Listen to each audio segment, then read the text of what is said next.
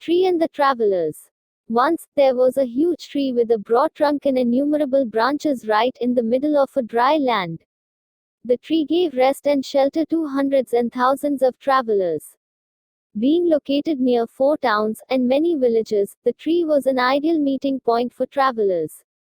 One day, 2 travelers reached the tree after a long time of walking.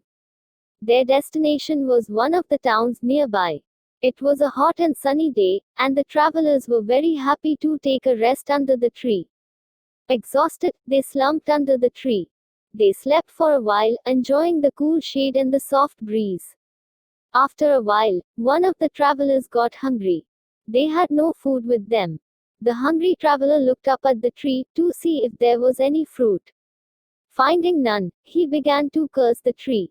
"Oh, this is just a useless tree and it has nothing to feed us, not even a fruit or even nuts. It is of no use." The other traveler comforted him and asked him to stay cool. However, the hungry man continued cursing the tree. The tree, which could not tolerate the cursing words of the traveler, said in a sad yet strong voice, "You can't be so ungrateful to me.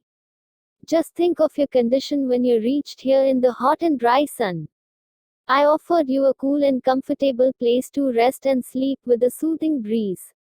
If I was not here, you would have died now. I saved your life from the hot sun, but you humiliate me." The traveler realized his mistake and apologized to the tree. "Be grateful for your blessings.